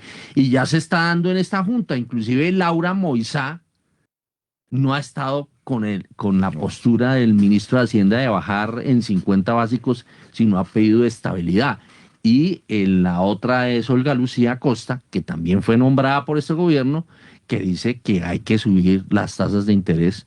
En la última decisión Olga fue Lucía es la que habla Petro del golazo de José Antonio Castro. Sí, pero él la postuló. ¿Quién puso la firma? Sí. O sea, la firma fue... Él. Usted no puede decir, no, es que la culpa fue del ministro. Es que el ministro no es el que nombra a los miembros de la Junta. Es el presidente. Es el presidente de la República. O sea, el error fue del presidente. El presidente tenía que nombrar... Pero yo le digo una cosa. Por ejemplo, Laura Moisá, que es una persona muy independiente, y ella fue, inclusive en su época de estudiante, fue una líder de la Universidad Nacional. En este momento no está al ritmo del gobierno en materia de tasas. Está diciendo, dejémoslas quietas. Lo ha dicho ya 2 veces. Dejémoslas quietas. O sea, tiene una postura diferente a la que quiere el presidente de la República. Luego, entonces, uno no puede echar culpas por lo que uno mismo hizo. Uno echa culpas cuando usted ve que no lo hizo. Pero si usted mismo está encargado de nombrar a sus codirectores y nombra a los que nombra y no estamos con el gobierno, pues la culpa no es de los codirectores, sino que el presidente se equivocó. Nombramiento. El único que le está haciendo caso es César Giraldo. Director, vea, 2 preguntas de su artículo tan importante. Usted nombraba algo del artículo 371 y 372. Sí. Esa es la primera pregunta. Quiero que me aclare un poco ese tema. Y segundo, ¿cuántas juntas de decisión le quedan a Germán Ávila? ¿Cuántas juntas en total y cuántas de esas hay para tomar decisión? Quedan 4 juntas. De esas 4, 3 son de decisión, de tasas. O sea, la junta de finales de abril, que ya se sabe que esa va a ser clave si el ministro asiste o no asiste. Ese día los periodistas, Daniel Támara irá a estar muy pendiente ahí en la entrada del si llega o no llega el ministro. La otra junta es en mayo, pero no toman decisiones de tasas. Y las de junio y julio son de decisiones de tasas. Es decir, que faltan 3 juntas gruesas. Ya en la de agosto tenemos nuevo ministro. Pues habrá nuevo gobierno. Es a fin de agosto. Sí, habrá nuevo gobierno. A ver, don Carlos Héctor, Enrique. Vea, yo en este tema veo como dos reflexiones rápidas. Una, me parece que buena parte de este problema surge de un mal entendimiento de lo que es una junta directiva desde el punto de vista de gobierno corporativo. Y pretender que una junta es un grupo de personas que se reúnen simplemente a hacerle caso a alguien que los puso ahí. Las juntas son, quien está en la junta tiene su propio criterio, ¿sí? Y no va simplemente a, como se dice popularmente, a mover la cabeza como perrito de taxi, ¿sí? No, claramente no. Y lo otro ¿Cómo es que hacen los perritos de taxi? No, así. Sí. Y lo otro es que una junta directiva, por definición, es sinónimo de disenso, de discusión, pero ¿cuál es la clave? Pues discusión respetuosa y discusión técnica, y usted a veces es derrotado y a veces gana, en fin. Y a mí me parece que un poco este episodio es como cuando uno en el colegio jugaba fútbol y había un compañero que era el dueño del balón. Que era por lo general bien tronco, era malo, ¿no? Sí, normalmente era tronco. Pero pues el balón era el gancho para que lo dejaran jugar. Y de pronto algo pasaba y él se ponía bravo y cogía el balón y se iba y se acababa el partido. Se acababa el partido. O tocaba darlo jugar. No, y después volvía. Después volvía porque decía, yo solo como juego. Sí, los otros seguro se consiguen otro balón. Pero yo dónde me voy a conseguir 21 jugadores para jugar. Y creo que eso me parece que la reacción fue un poco desmedida. Y yo insisto mucho, y yo en las juntas que he ido como administración o como miembro de junta, la discusión es la esencia de una junta.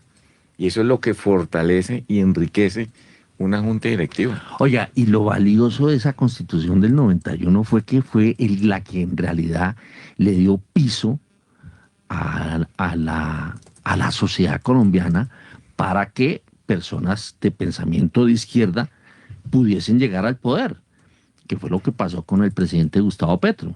Fue la oportunidad, el proceso que le dio bandera verde para que en Colombia, fuera del Partido Liberal y Conservador, hubiese una persona que pensara diferente, como es el presidente Gustavo Petro, que es de izquierda y que pues llegó al poder gracias a eso.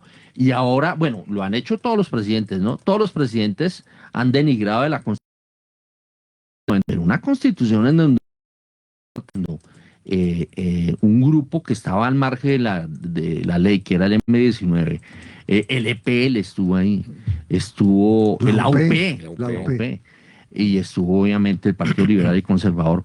Pues eso indica que es una constitución bastante consensuada. ¿Qué iba a decir, don Mauricio? No, otro dato no menor que he observado es digamos, la incomodidad del ministro. Debe ser que al interior de la Junta el tema del pronóstico de la inflación que hacen los analistas de mercado tuvo que haber salido, y eso lo disgustó mucho al ministro, porque parece que la Junta sí mira esos pronósticos y los tiene muy en cuenta para sus decisiones. Pero eso no solo miran eso. Bueno, miran eso. Miran de todo. Pero el es ministro, que tiene un staff buenísimo. Pero el ministro ha sido muy reiterativo en decir que es que los analistas, como son miembros del sector financiero, entonces que a ellos les fascina hacer unos pronósticos para que suban las tasas, y volvemos a lo que estaba diciendo aquí lo que nos explicó colega, muy bien Mario Pardo. Y lo que escribió Mario Pardo, de que están interesados en que las tasas suban, porque eso enriquece al sector financiero. Entonces, no podemos echar por la borda una encuesta que está bien cimentada, que está bien intencionada. Además que se viene haciendo hace muchísimo tiempo. Se viene haciendo hace mucho tiempo, pero parece que al interior de la Junta está causando mucho escozor al ministro. Lo que pasa es que el gobierno no ha tenido en cuenta el pronóstico que hace Primera Página.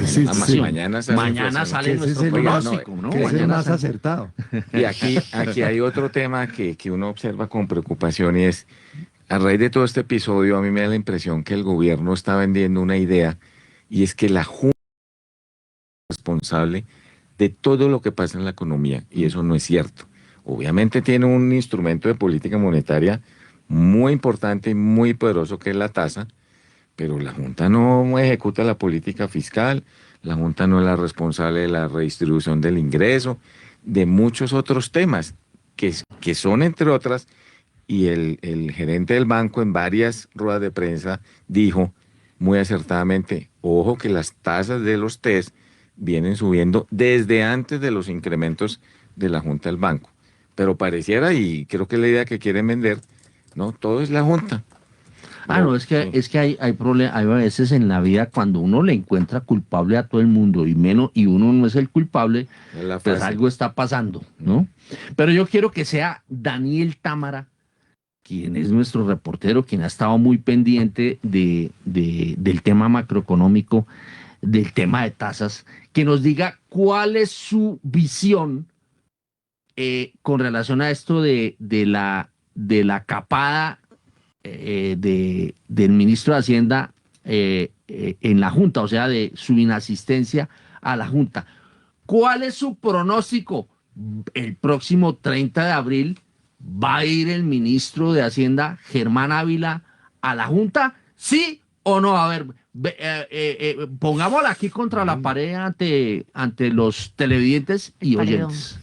Mucho gel. Héctor, muy buenos días. No, mi pronóstico es que sí va a ir, de que el próximo 30 de abril Germán Ávila va a llegar al edificio del Banco de la República. Estará ese día usted, ¿no? Estará ese día con cámara tomando foto, ¿no? Estaremos ahí el 30 de abril registrando la entrada del ministro de Hacienda, que como digo, mi pronóstico es que sí va a asistir ese día, va a ir al edificio del Banco de la República. Aquí está diciendo Carlos Enrique que va a volver con el balón de fútbol. Sí. Y digamos que también mi pronóstico es que, digamos, como el gobierno está planeando hacer unos foros donde quiere invitar, digamos, a distintos analistas económicos de distintas corrientes internacionales, nacionales, y que lo va a hacer la próxima semana.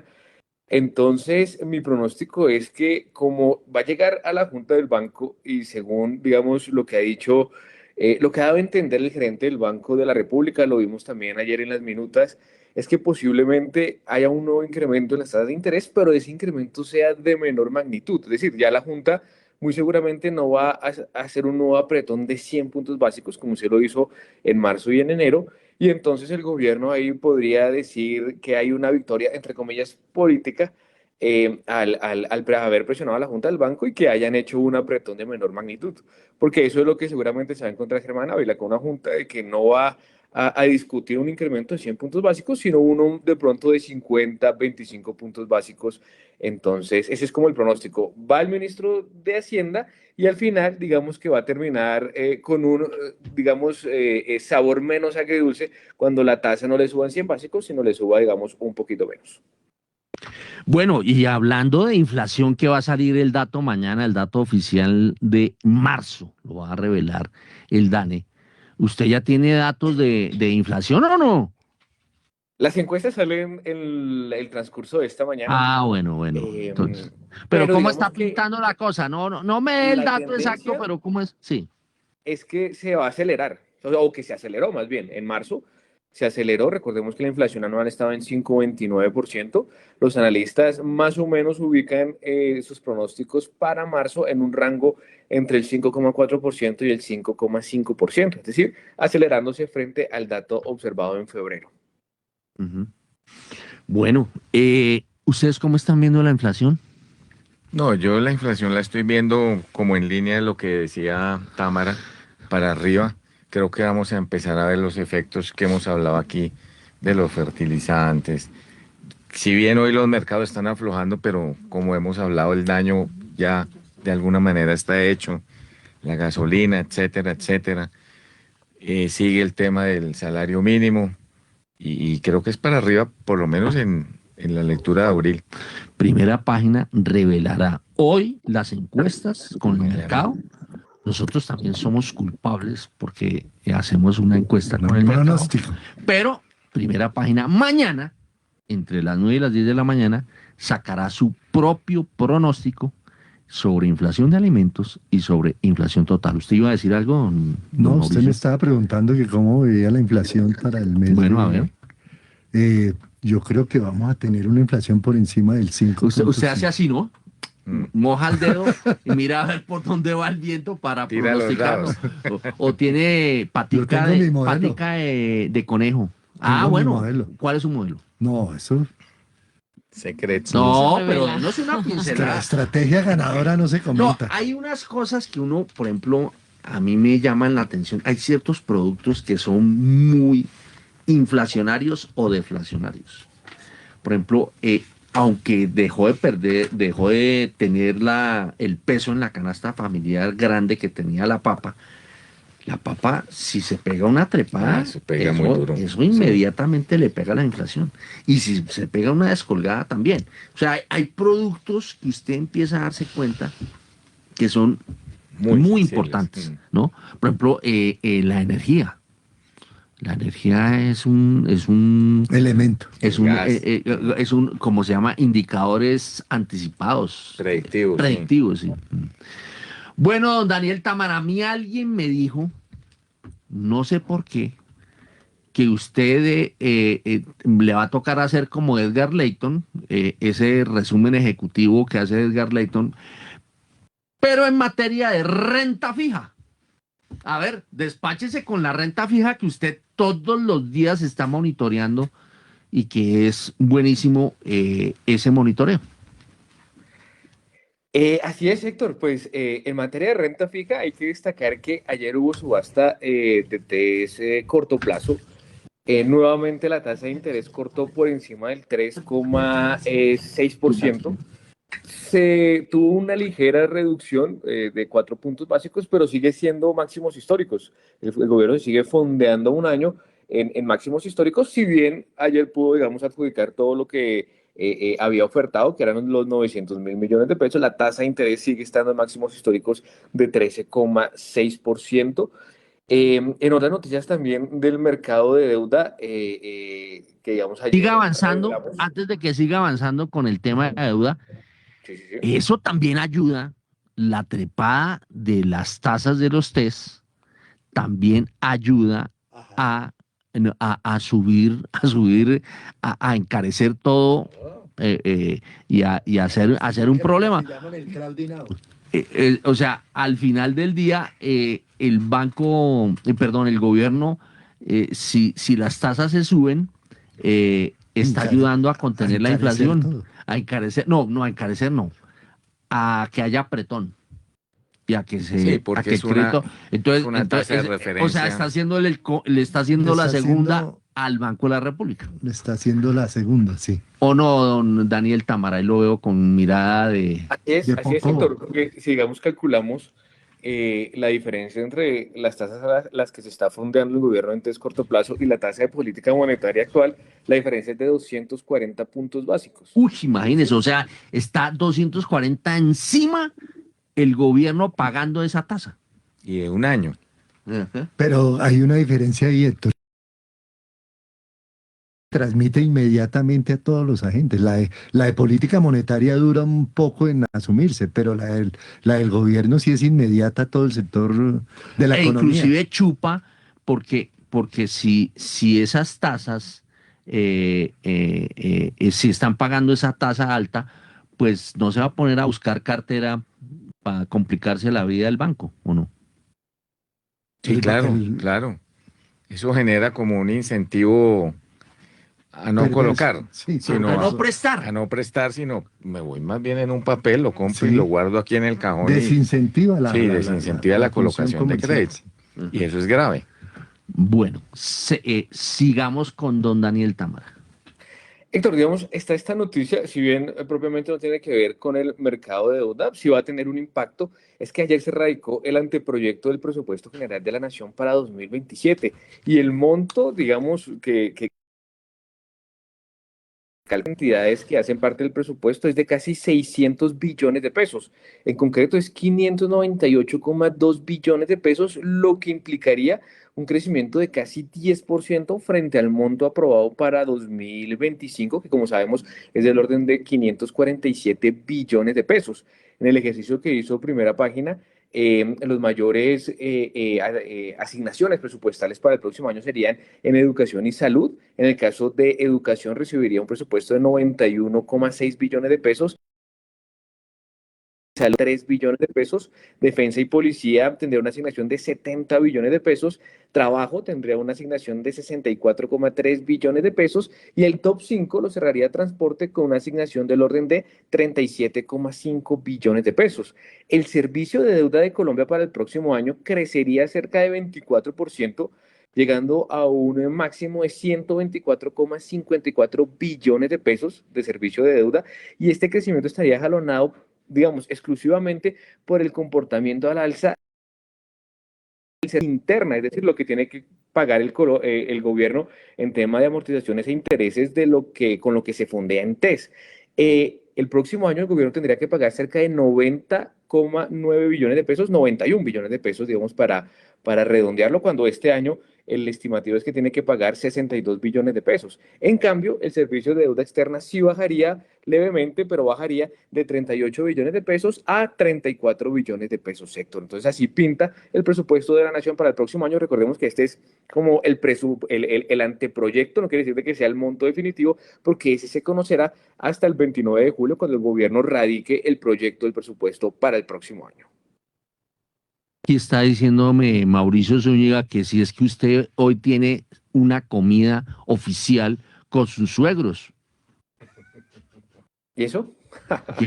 Que se mandó usted a hacer tremendo corte de cabello, ¿no? Sí. Aproveché la Semana Santa para... Mire las caras que está haciendo Kiara. Muéstrenle a Kiara. 7:59. Que me ayuda. Oiga, Daniel, bueno, aproveche para que eche otra pastillita y nos dé la hora. Claro que sí, Héctor. Entonces, les cuento también, Héctor, que el ahorro pensional en lo corrido de marzo se viene cascando fuertemente. Y digamos que siga. Es una reducción en el saldo de ahorro el pensional. cascando es un término muy del mercado, ¿no? Sí, pero siga. La reducción en el ahorro pensional es cerca de 14,4 billones de pesos en lo corrido de marzo. llega a un saldo de poco más de 524 billones de pesos, cuando al cierre de febrero el ahorro pensional estaba sobre los 538 billones de pesos. Entonces es una cascada y ahí tiene que ver mucho el incremento en las tasas de interés. Son las 8 de la mañana.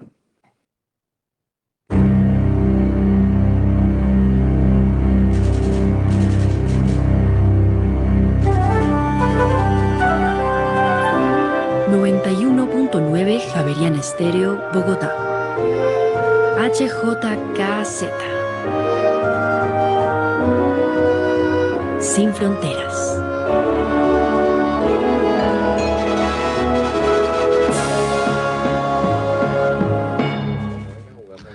Bueno, son las 8 de la mañana. ¿Qué es lo que está diciendo usted, Carlos Enrique? No, que en línea con lo que decía Támara, el 30 de abril va a llegar el ministro otra vez a la Junta. El man es Germán otra vez. Con el ¿Usted por qué balón le dice el man es Germán? y a decir juguemos. Porque es otra vez. Germán Ávila. Ah, bueno, pero yo pensé, bueno, de pronto por la volada, porque como el man es Germán era medio, ¿no?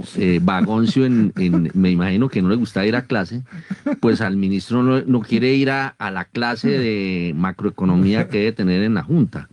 Pero no, mentira, no, el ministro está cumpliendo con su deber. Con su deber. Y ayer el presidente lo nombraba mucho. Germán, me tienes mañana que hacer esta tarea, Germán. No, y siempre será válido tener posiciones diferentes. Yo insisto, sí, lo importante, ahora es cierto, es en los modos. Exacto, el respeto, las formas son muy importantes. Las formas, sí. Pues las juntas son eso, para discutir. Pero... No, y ha habido juntas en donde se ha parado. O sea, esto del ministro de haberse salido de la junta no es la primera vez. A mí me dicen que José Antonio Campos se había salido y Alberto Carrasquilla también se salió de la junta. Digamos, es una parte de la negociación que se tiene en una junta, pero lo que usted no puede decir es que no voy a volver, porque si usted no vuelve, ahí hay una norma que dice, si no va al ministro, no hay junta. Imagínese. 8 de la mañana y 2 minutos. Don Daniel Támara, ¿se le quedó una colita o no? Sí, Héctor, ya para terminar este resumen macro, les cuento precisamente que en las minutas que salieron ayer de la Junta del Banco, salieron con casi 3 horas de retraso. Recordemos que eso está programado para publicarse a las 5 de la tarde y salieron casi a las 8 de la noche y salieron sin el aval del ministro de Hacienda. O sea, el ministro de Hacienda siempre, digamos, revisa las minutas y les da su aval, digamos, deben llevar su firma, y ayer el ministro no las firmó, entonces el banco las publicó sin el aval del ministro de Hacienda. Y precisamente esas minutas, digamos, en un resumen rápido, destacan que los directores que obviamente votaron por un incremento de 100 puntos básicos en la tasa, tienen como premisa corregir rápidamente la postura de política monetaria que se vio afectada por el notable incremento en las expectativas de inflación, y que, digamos, dejaron la tasa real, digamos, descontando esas expectativas, casi 200 puntos básicos de la que la tenían, digamos, a finales del año pasado, antes del incremento del salario mínimo, y por eso, digamos, haciendo apretones fuertes y rápidamente, se evita hacer mayores incrementos y mantener las tasas altas por más tiempo, según la mayoría de la Junta. En cambio, los que votaron por un recorte de 50 básicos, que son el ministro y, como decimos, el codirector César Giraldo, pues consideran que el apretón monetario en este momento es inoportuno para el ciclo económico, porque la actividad en el primer trimestre no mostró un mejor comportamiento que en el último trimestre de 2025, y además eso hace, el apretón monetario acentuaría la revaluación del peso colombiano, y digamos que esto tendría, digamos, ciertas implicaciones para el sector exportador. Y la codirectora, que votó por dejar las tasas quietas, que en este caso es Laura Moisá, también, digamos, tuvo críticas a las mediciones que hace el Banco de la República en materia de expectativas de inflación, pues diciendo que solamente están enfocados, pues, en los agentes financieros, y esto, digamos, tiene, pues, sus limitaciones de cara a la toma de decisiones de política monetaria, Héctor. Oiga, pero usted dejó la noticia que además estaba relacionada con nuestro tema de últimas, que el ministro no firmó las actas, pero eso no es una buena señal, ¿o sí? No, Héctor, digamos que ya había pasado, o sea, no había pasado que no las firmara, pero las minutas estaban publicando tarde, digamos, desde hace varios meses, y era precisamente porque el ministro se estaba demorando en dar su aval. Y entonces hubo días que se publicaron a las 7, a las 6 de la tarde, y venía eso, pero sí no había pasado que el ministro definitivamente no las firmara. O sea, está la cosa tirante. Está bastante tirante. Oiga, su pronóstico, porque ya abrió el dólar, entonces deme su pronóstico, que creo que... Pero el que mandó de verdad. El que mandé fue de un mínimo de 3,640. Pronóstico del dólar. Me dice que ahora que ya en la apertura fue... No, todavía no va a echar la apertura. No, por eso. El pronóstico. No, yo no voy a decir la apertura tampoco. Y un máximo de 3,710, con una gran volatilidad. ¿Repita el rango? 3,640 a 3,710. Ajá. Obviamente, pues... No, además es que su rango, ojo una cosa, su pronóstico es del comportamiento a lo largo de la jornada, no de la apertura. Pero entonces ahora sí, vámonos con la apertura.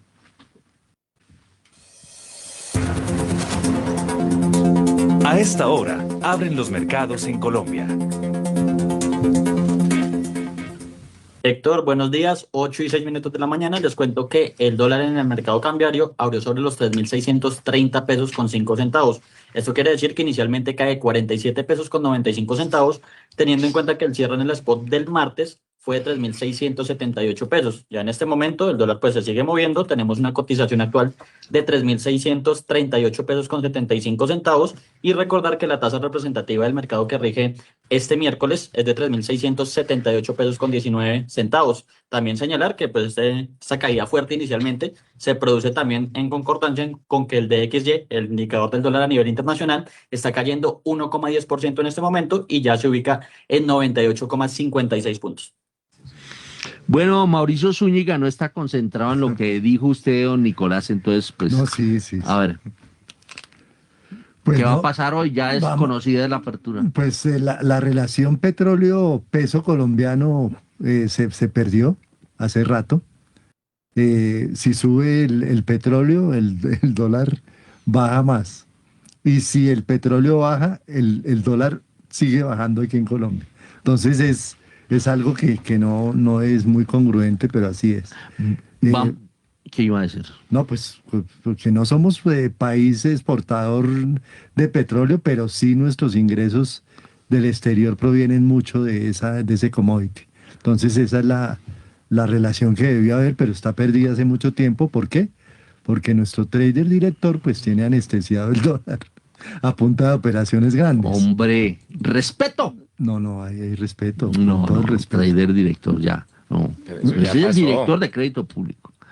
Bueno, vamos a ver si Carlos Enrique Reyes es más hábil que Edgar Layton en esos resúmenes ejecutivos, porque hay que decir que Tamara todavía no le ha aprendido a don Edgar Layton en esos resúmenes ejecutivos. A ver, hágame el resumen ejecutivo, porque es que usted se pateó toda la alocución del presidente Gustavo Petro, pero así, sí, digamos, la locución tenía como dos partes. Una era todo ese tema de los efectos desde el punto de vista del gobierno del incremento de la tasa por parte del Banco de la República, quienes se benefician, todo esto que hemos hablado.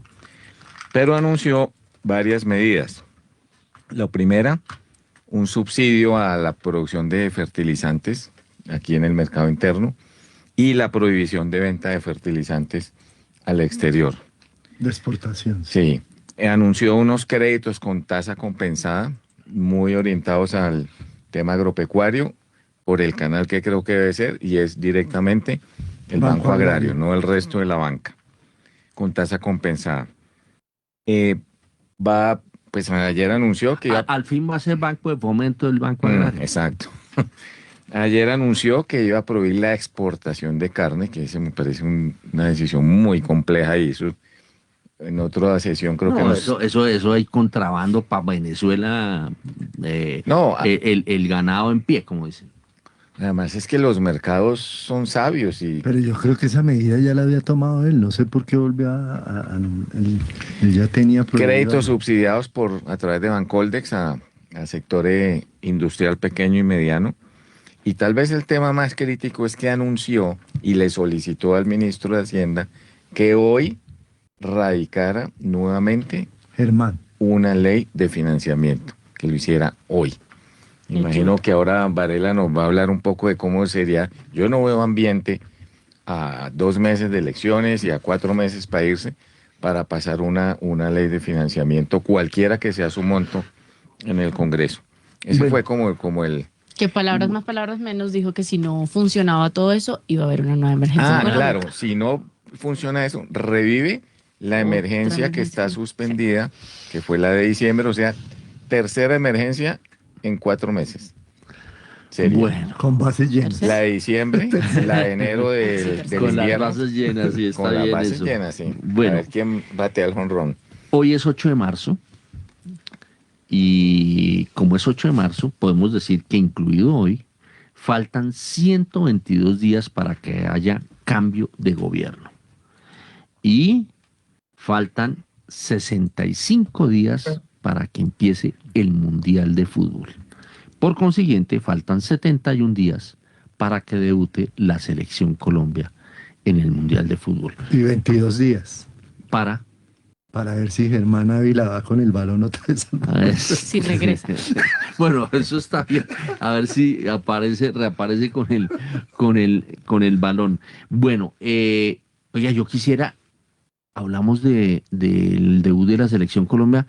Tiene 15 segundos don Nicolás Espinosa para que nos diga cómo le fue a Millonarios en su certamen internacional.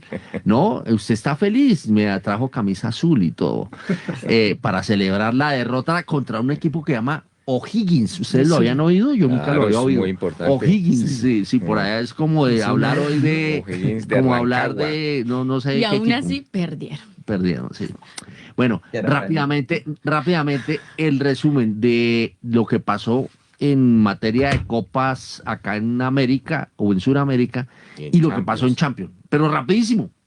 Bueno, ella amerita hacer el comentario rápido. Millonarios perdió 2-0, como bien decía Héctor, en Chile, en su debut de Copa Sudamericana. Un partido horrible, hay que decirlo, jugaron demasiado mal y pues de ahí el resultado. El Deportes Tolima, que fue otro de los equipos colombianos que debutó en torneo internacional, empató 0-0 con Universitario de Perú en Ibagué en su debut de Copa Libertadores. Hoy también habrá debut en torneo internacional, tanto del Medellín como del Junior de Barranquilla.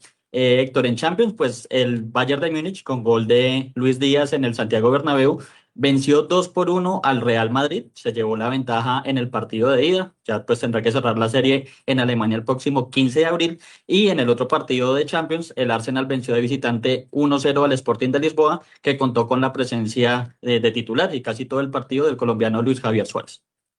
Muy bien, 8:12, nos vamos con Edgar Leyton. ¿Dónde está don Edgar? A ver, don Edgar, el resumen ejecutivo suyo.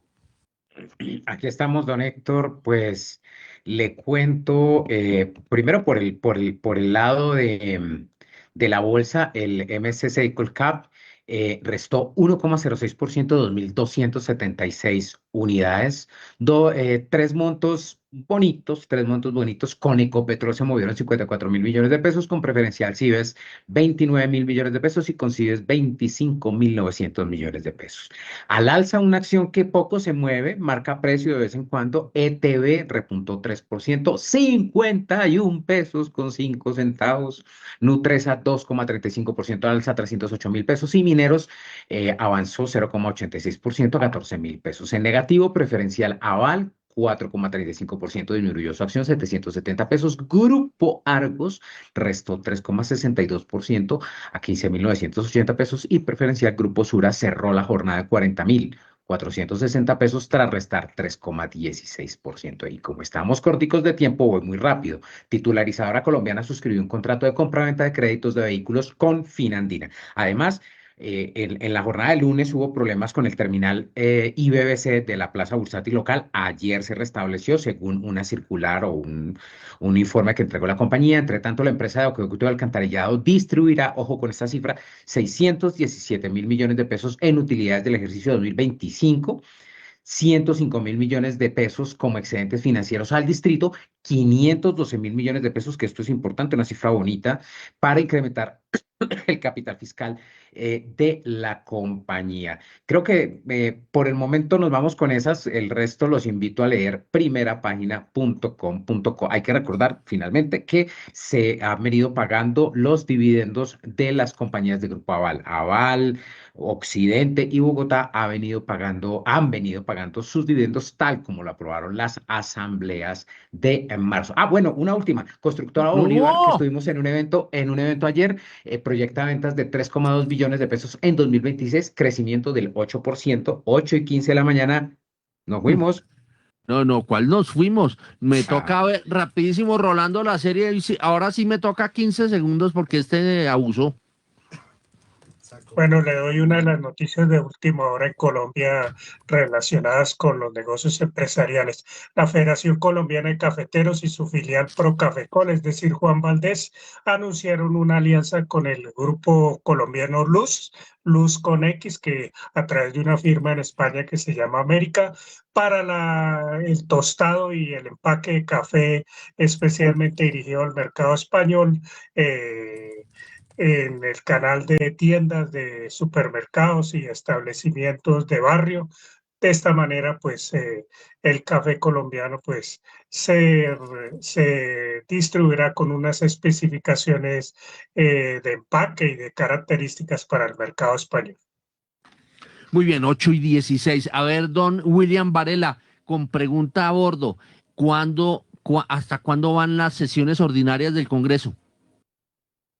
20 de junio y le tengo el cronograma de lo que tendría que ser el trámite de la reforma tributaria que radicaría el gobierno. Mucha atención, el Congreso anuncia que podría aprobarle al gobierno una reforma tributaria 4.0 express, pero que no sea tan grande ni tan abultada, porque de lo contrario no podría ser aprobada en junio. Mire, este es el cronograma. Tendría el Ministerio de Hacienda que radicarla la próxima semana. ¿Usted por qué dice que el Congreso, luego quién?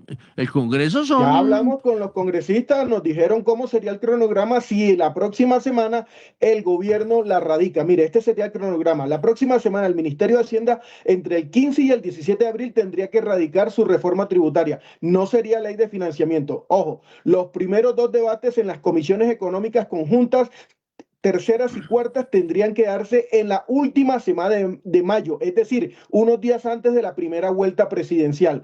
Llegaría a las plenarias del Senado y la Cámara en la primera semana de julio, lo que quiere decir que tendría que aprobarse en las plenarias del Senado antes de la segunda vuelta presidencial, si la hay. Y la conciliación se debería realizar en la tercera semana de junio, es decir, a finalizar el periodo legislativo 2022-2026 que termina el 20 de junio. Sí podría darse una tributaria, hay tiempo, se podría tramitar sin ningún contratiempo, pero debe ser pequeña, no debe ser una gran reforma tributaria porque eso generaría mucho tiempo, habría que hacer actividades en otros departamentos, habría que hacer muchas cosas, pero si es una tributaria pequeña con temas claros y específicos y acordados, podría darse una tributaria. Le cuento, Héctor, faltan 49 días para la primera vuelta presidencial, 31 de mayo. Chao. Buen dato, me gusta ese, pero no sé si sean 49, porque son 31 de mayo más 20, no, estamos descuadrados, no, está descuadrado ese 49, ya, acuérdate que yo pienso es con números, ¿no? Son como 50 y pico. Son como 50 y 53. ¿Qué dice William? Sí, 53, sí. Es que bueno. ¿Y usted por qué levantó la mano, Rolando? Una última hora, las droguerías Rosas anunció formalmente hoy que hace 100 años fue creada su y droguería Rosas. Este año tendrá ventas por 9.500 millones de pesos y su filial, que son Laboratorios Pelgor, que es la que le 53, produce. me pasé por 2 días. Sigue sumando. Pero es que no lo dejan oír. Varela, apague ese micrófono. A ver, ¿y qué? Termine, Rolando. bueno, que Droguerías Rosas cumple por estos días 100 años y anunció que este año tendrá ventas cercanas a 9.500 millones de pesos, y su filial, que es Laboratorios Pelgor, que también tiene como unos 75 años de creada, facturará cerca de 3.500 millones de pesos. Entonces anunció las promociones y todas las celebraciones. Bueno, listo. Y hoy Champions. Adiós. Hoy Champions. Y desde mañana el torneo de maestros de Augusta. ¿Champions quiénes? Barça, Atlético Madrid, París Saint-Germain, Liverpool. Mañana Peñarol, Santa Fe. Y desde mañana el torneo de maestros de Augusta, Georgia. Bueno, agradecemos a nuestros analistas que nos acompañaron en esta misión: Carlos Enrique Reyes, Mauricio Zúñiga, Guillermo Valencia, Julián García, hoy bajo la dirección de Héctor Hernández y la presentación de quien les habla, Kiara Severiche. Feliz miércoles para todos.